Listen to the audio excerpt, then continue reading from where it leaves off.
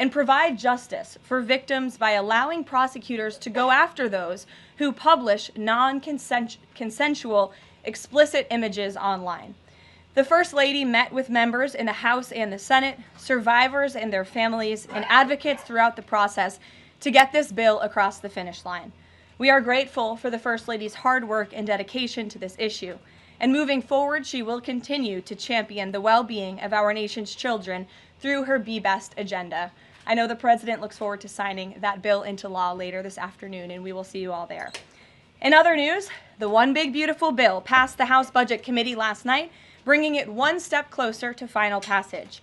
The One Big Beautiful Bill is perfectly named because it represents a once-in-a-generation opportunity to deliver on the Make America Great Again agenda responsible for President Trump's landslide victory on November 5th. The America First policies in this bill are the reason why Republicans currently have the majority in Congress right now. Passing this bill is what voters sent Republicans to Washington to accomplish. And that's why it's essential that every Republican in the House and the Senate unites behind President Trump and passes this popular and essential legislative package. This bill will be the single most pro-small business, pro-family, and pro-American worker legislation ever. This bill will give Americans the largest tax cuts in our nation's history. When Republicans pass the bill, Americans will be keeping more of their hard-earned money and taking home much bigger paychecks. The One Big Beautiful Bill will deliver some of President Trump's central campaign promises. No tax on tips for our hardworking waiters, waitresses, and service workers. No tax on overtime for our law enforcement officers, our firefighters, and all those Americans who are putting in extra hours to make ends meet. And a large tax deduction on interest payments for Americans who purchase American-made cars. Despite desperate Democrat lies, the biggest beneficiary of this tax cut will be working-class Americans and their families. Americans earning between $30,000 and $80,000 per year will pay about 15% less in taxes after this legislation is passed. And according to a brand new paper from the White House Council of Economic Advisors, the average family with 2 children's take-home pay will be up to $13,000 higher because of the increase in wages and reductions in tax obligations. The CEA study also said that the average overtime worker receives a tax cut of roughly $2,000. Again, this is great news for our nurses, our police officers, and all those who work overtime to make ends meet across our country. Put simply, President Trump's One Big Beautiful Bill will be a boon for working-class America. This One Big Beautiful Bill is also pro-family. It will increase the child tax credit to $2,500 per child, establish optional savings account for newborn babies with a $1,000 credit added, and strengthen paid family leave. This bill also delivers historic tax relief to America's seniors by allowing middle and low-income Social Security recipients to deduct an additional $4,000 in payments from their taxable income. If Democrats get their way and the Trump tax cuts are not extended, Americans will face the largest tax hike in history to the tune of $4 trillion. Republicans must not side with Democrats in helping them raise taxes. The One Big Beautiful Bill also provides critical protections of Medicaid, which will strengthen and preserve the program for decades to come through common sense efforts to eliminate waste, fraud, and abuse. Medicaid will no longer be used to pay for barbaric gender mutilation procedures on minor children.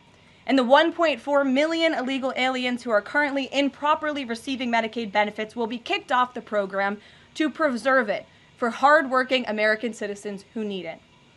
President Trump and Republicans are protecting Medicaid benefits for pregnant women, children, disabled individuals, low-income seniors and families, and the most vulnerable Americans in our society.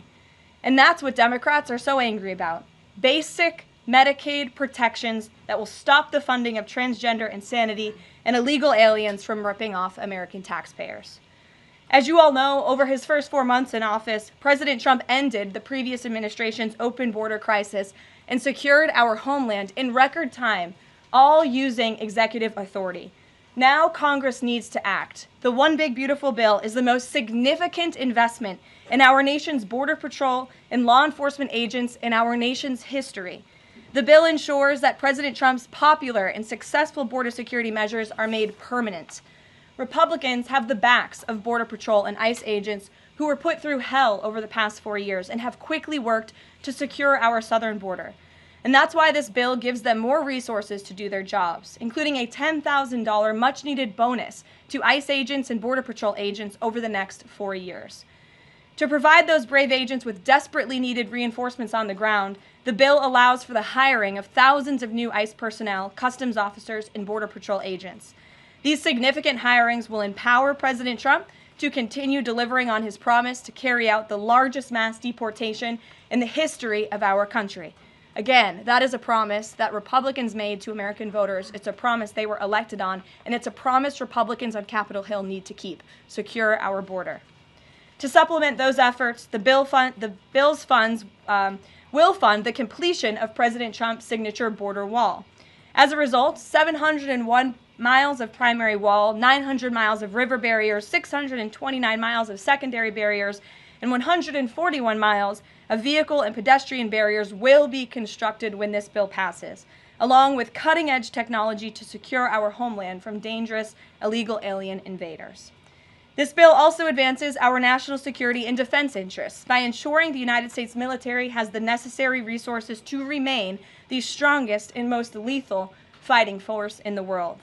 The bill will provide resources for the construction of President Trump's Golden Dome to safeguard Americans from potential attacks, give the Coast Guard resources to build more modernized ships, and the Air Force resources to acquire better planes. If all of those incredible things were not enough, the big, beautiful bill also finally modernizes air traffic control in America, a bipartisan issue. The bill will allow President Trump to deliver on his promise to overhaul and update our air traffic control systems to keep Americans flying as safe and efficiently as possible. The previous administration failed to act and do this themselves, despite repeated warnings from the GAO, which has resulted in unacceptable delays at major airports like Newark that the Trump administration is working hard to address. When the One Big Beautiful bill passes, we will replace the current antiquated system, the FAA will enhance safety in our skies, reduce delays, and power the future of air travel in the United States. That's just some of what this historic legislation will accomplish. It is absolutely essential that Republicans unite behind the One Big Beautiful bill and deliver on President Trump's agenda. There is no time to waste. Americans gave Republicans a once-in-a-generation opportunity to course-correct our country over many wrongs over the past 4 years. And Americans are counting on Republicans to work as hard as President Trump is in this White House every day on Capitol Hill.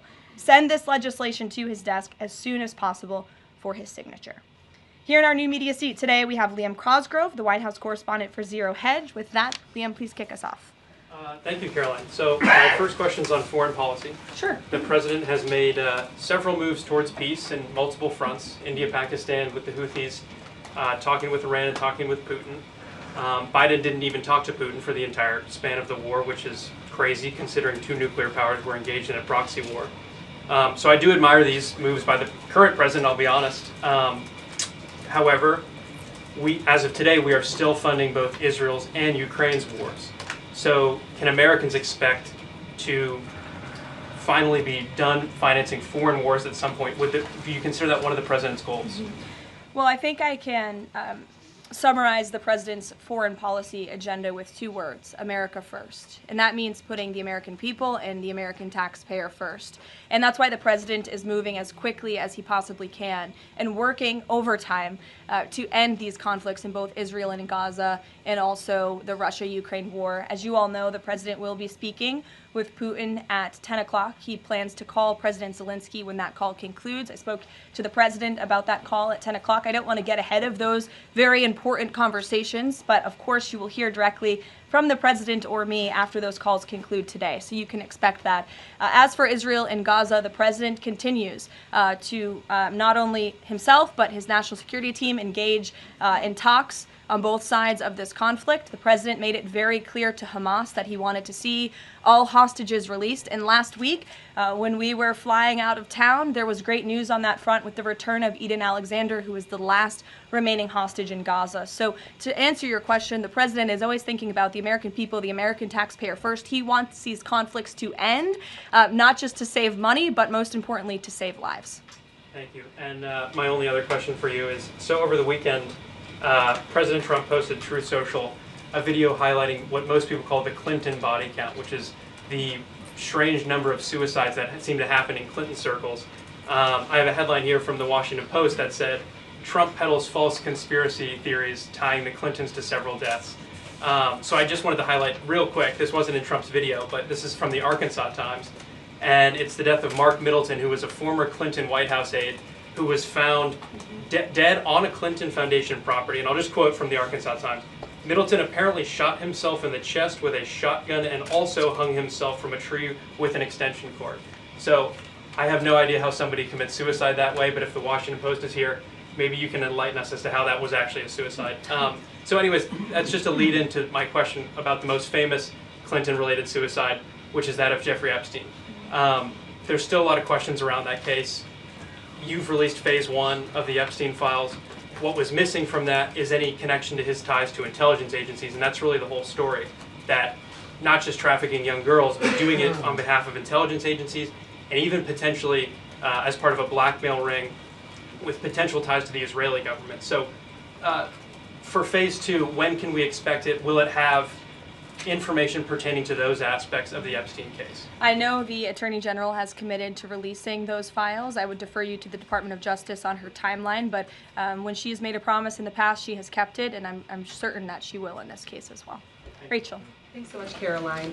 The president set a 2-week deadline for Ukraine and Russia to negotiate a deal. That time is now up. Does the president intend to set a new deadline on this call with President Putin? And how much longer is he willing to give these talks? Yeah, I don't want to get ahead of the specifics of the conversation the president will be having with President Putin in less than an hour this morning. But he has made clear throughout the entirety of this conflict, since he inherited it from Joe Biden. Don't forget, this is a war that began because of the previous administration's incompetence and weakness, and President Trump is working very hard to fix it. He has made it clear to both sides that he wants to see a peaceful resolution and a ceasefire as soon as possible. But as for specifics on a timeline, I won't get ahead of the president. And just on the goals for this call in particular, is the goal to get Putin to agree to a ceasefire? Is the goal to lead to some sort of in-person negotiations with Putin and the president? Well, I think, again, we'll see how the call goes, and the president has made it clear his goal is to see a ceasefire and to see this conflict come to an end. And he's grown weary and frustrated with both sides of the conflict. The president and his team have put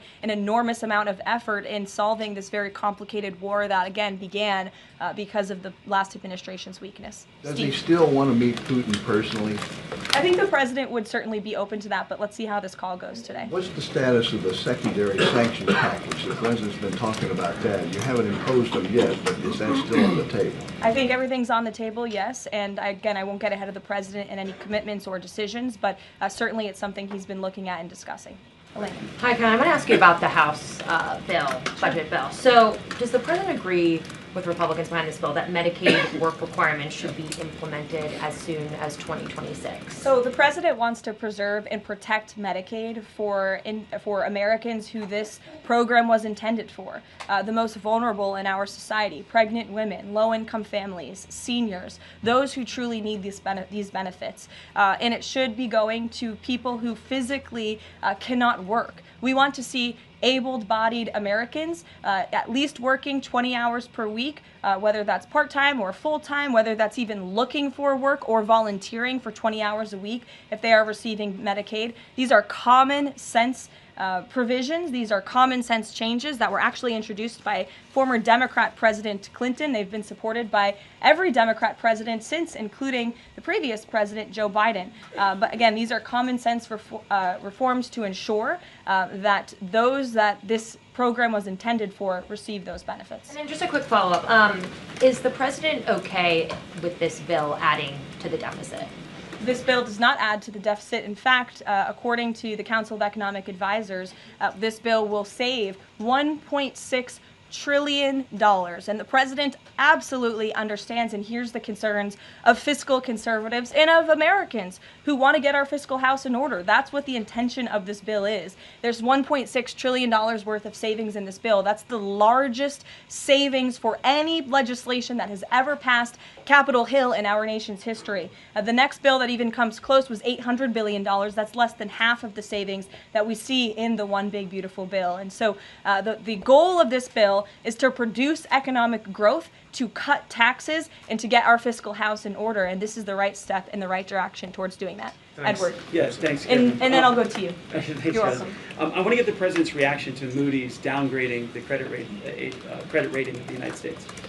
Sure. Well, look, the president talked about this over the weekend. The Secretary of Treasury also talked about it. When you look at the world has confidence in the United States of America and our economy once again. The president just last week secured trillions of dollars in investments from countries in the Middle East. We have seen trillions of dollars of investments flowing into our economy since the president took office. That is because America or people around the world have confidence in the United States of America. And if you also just look at the raw economic data that we're seeing, last week when we were out of town, inflation dropped once again. Oil prices are dropping, gas prices are dropping. The president has added nearly 500,000 jobs to the American economy already. So there's a lot of optimism in this economy, and the president disagrees with that assessment. And I want to ask you one more thing, if I could. On your Middle East trip, the United Arab Emirates is getting some of the most advanced AI chips, so there's agreements there. The UAE is the newest member of BRICS. Is there a concern from the president that those chips and the technology will pass through to China, India, Russia, and Iran? Part of going to the Middle East was to ensure that the United States, that this part of the region, our Gulf partners, know that the United States of America is there for them again, and that they should be investing in the United States, not in China. And these AI agreements, particularly the one the Secretary of Commerce signed in the UAE, has security guarantees to ensure that China is not getting the advantage, but the United States is getting the advantage when it comes to AI, and that the UAE and the U.S. are working hand in hand together to invest in this space. So you read the agreements, there are security guarantees, and this was a great trip for the country, no doubt. Go ahead. Thanks, Caroline. Prime Minister Netanyahu of Israel has said today that Israel will take control of all of Gaza. Is that a goal that President Trump is comfortable with, or that he supports? I'll have to talk to the president about those comments as they just came, I believe, from the prime minister this morning, and I'll let him speak on that. The president has made it very clear he wants to see this conflict in the region end. He wants all hostages to be released. He was pleased that Eden Alexander was returned home safely to his loving family. The president spoke with Eden directly while we were traveling to the Middle East last week. As for the prime minister's comments, I'll let the president himself respond to those. Sure. Two questions. One, how involved does the president intend to be directly in talking to House members about the bill over the next couple of weeks or the next week? Sure. Well, over the weekend, the president was in direct conversation and communication with the Speaker of the House. He's been very involved. He always is. He's willing to pick up the phone when he is asked to. So he'll continue to be very engaged in this process with both House members and his friends on the Senate side as well. And on former President Biden's cancer diagnosis, the president put out a very nice message on Truth Social. Has he talked to President Biden directly? Does he intend to call? What does he intend to say directly? Not to my knowledge. I don't believe they have spoken, but I'm sure the president would be open to doing that. I spoke to him last night about the former president's cancer diagnosis, and the statement that he put out was the initial reaction he had with me on the phone as well. Peter. Follow up on former President Biden. White House doctors may have missed the early stages of his prostate cancer. So is President Trump worried about the quality of care that presidents get here? Not as far as President Trump is concerned. The White House physician we have here is phenomenal, and the team of physicians that take care of the president, particularly at Walter Reed Medical Center, are great. The president had his physical recently, as you know. He had perfect results. He's in very good shape. I think those of you who traveled to the Middle East with us last week can attest to the president's endurance. And by the way, I will add, we returned home from a very long and tiring trip last week, and on Saturday, where was the president? In the Oval Office working all day. He doesn't stop, he doesn't quit, he's in great health, and he trusts his physicians. Two more things. Putin ghosted everybody at these peace talks last week. As President Trump phones him today to try to figure out an end to the Ukraine war, does he think that Putin is the good guy or the bad guy? I'll let the president speak on that conversation later. He's made his feelings about both sides of this war quite clear throughout it. He wants to see it end. And the last one, what does President Trump mean when he says that Taylor Swift is no longer hot? Look, he is speaking about Taylor Swift's political views and how perhaps it has impacted the support of the American public for her work, and I will leave it at that. Annie, go ahead. Thanks so much, Caroline. I'm just going back one more time to the White House Medical Office because there seems to be some question about this with regard to President Biden's screening. Can you say whether or not President Trump is screened for prostate cancer as part of his physical? To the best of my understanding, he is, but we can certainly check in with the White House physician and go back and look at that physical report. And then just one other question. Recently, Stephen Miller at the White House made some comments about considering suspending habeas corpus. And I'm curious if there's any update on how the White House is exploring that option to enact the president's agenda. I don't have any update at this time, but I can check in with our Deputy Chief of Staff. Mary Margaret, go ahead. Thanks, Caroline.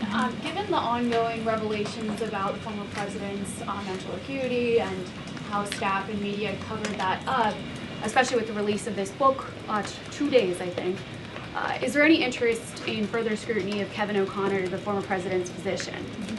I'll let the president speak on that. I spoke to the president again about the former president's health diagnosis last night, and he wanted to extend his warmest wishes to the former president and his family. But as for any further action, I'll let the president speak on that first. Michelle. Vice President Vance's meeting with Zelensky. Can you share any more information on that?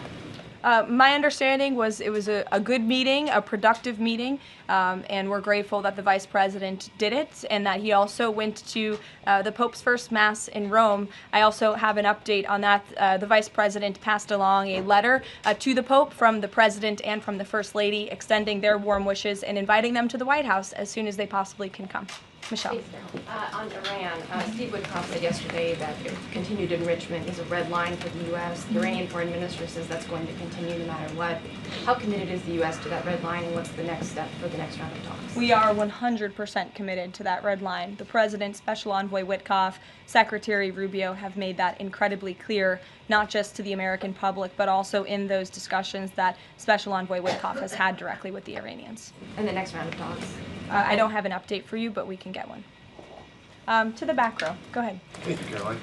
South Africa's president says he's going to come to the White House to meet with President Trump on Wednesday. What are the president's expectations for that trip? And South Africa's president recently said he believes the folks that have been resettled here recently are cowards running away from problems in South Africa. Does the White House have a response to that? So I did see the South African president put out that statement. I want to confirm on our end with our Secretary of State and National Security Advisor, and we'll get back to you on that. Monica. Thanks, Caroline. You mentioned the President and the First Lady are signing the historic Take It Down Act this afternoon. I'm curious to know, what are some of the repercussions or consequences for these online platforms or perpetrators that won't comply with the act? Well, what this bill does, it takes the initial step to ensure that prosecutors are able to take down, that's why it's called the Take It Down Act, platforms that are allowing this sexually explicit content on their platform. So it gives them more leeway to go after them as they see fit. But as for specific repercussions, I would defer you to the Department of Justice of how they plan to implement this bill once it is signed later today. Brian. Yes, thank you. You said in your opening statement you talked about this MAGA baby savings account. Exactly how would that work?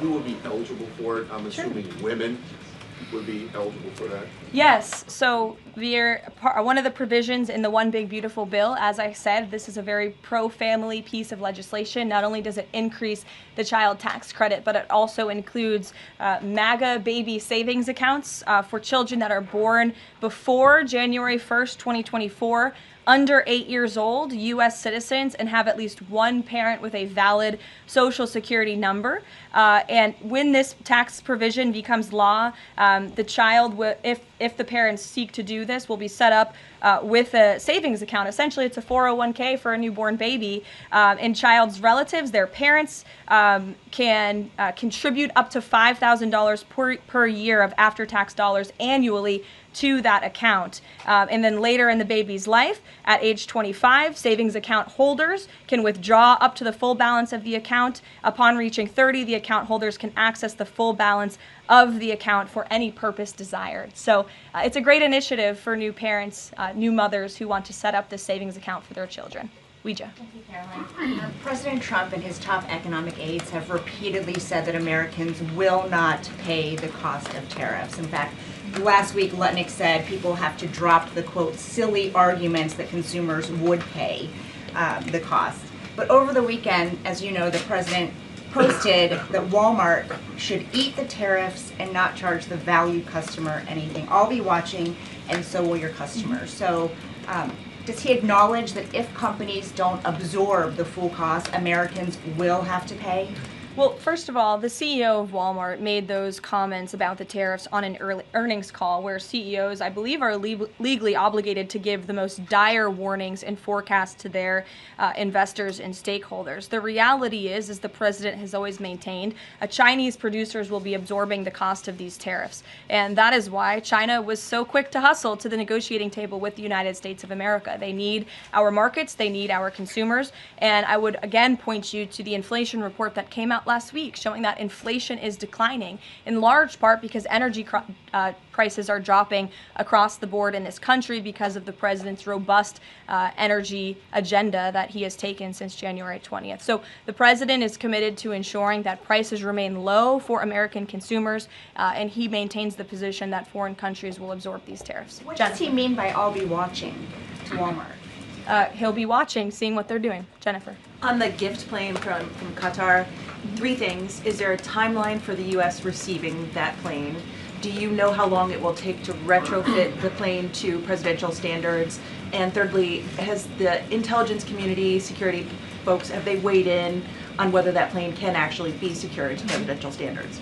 I'm glad you brought up this question because I was watching the American press spew a lot of misinformation about the plane donation last week when we were abroad. Let's be very clear. The government of Qatar, the Qatari family, has offered to donate this plane to the United States Air Force, where that donation will be accepted according to all legal and ethical obligations. It will be retrofitted to the highest of standards by the Department of Defense and the United States Air Force. This plane is not a personal donation or a gift to the President of the United States. And everyone who wrote that last week should go and correct their stories because this is a donation to our country and to the United States Air Force. As for a timeline, because it is the United States Air Force that is accepting the plane, I would defer you to them for specifics because the President, frankly, has nothing to do with it. It's the Air Force's project to take on. Sure. Thanks so much, Caroline. Did the president call fiscal conservatives who were hesitant to vote for the big, beautiful bill? And if so, what did they say? What did he say? I don't reveal the president's private discussions unless he gives me the liberty to, but he has been engaged in this process. He spoke to the Speaker of the House, and he will continue to make those phone calls if it's necessary for him. Sure. Thank you, Caroline. I'll go to both of you. Go ahead. Thank you. Any updates on Greenland? Will the president be making any trips, and do we have any details you can share with us? I don't have any future foreign trips to read out for you. We just returned home from one. But the president maintains the reasoning for Greenland's strategic purposes in the Arctic, and he continues to remain committed to the idea of obtaining Greenland in whatever means we can to advance our national security interests in the region. Sure. Thank you, Caroline. I have a question. Was Lebanon part of the discussions during the Middle East tour, and did you meet with any Lebanese representatives? To my knowledge, the president did not meet with any representatives from Lebanon, although he did talk about the election that they recently had there and how he hopes that Lebanon can come to a more peaceful place in their country and that we drive out Hezbollah, Iranian-backed Hezbollah proxies in Lebanon to ensure peace and prosperity in that country and also for the greater Middle Eastern region. And I would just add to that before I wrap up, because the president's call will begin in a few minutes.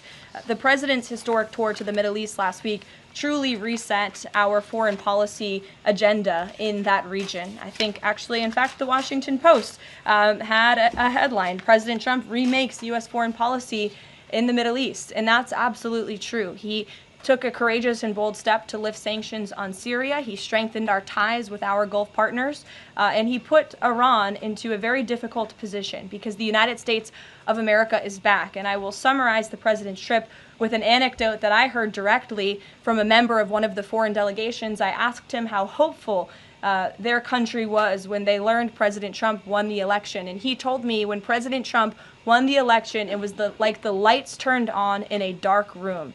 For the past 4 years to the rest of the world, America was dark. We were unresponsive. We did not pick up the phone. We did not return calls. All of that has changed under the leadership of this president, and I think the world saw that last week with this historic and wildly successful trip, and the work continues. The president will be speaking to President Putin at 10 a.m., and we'll have a readout for you after that call, and we'll see you in the Rose Garden at 3 o'clock. Thanks, guys. Thanks, Karoline. Thank you, Karoline.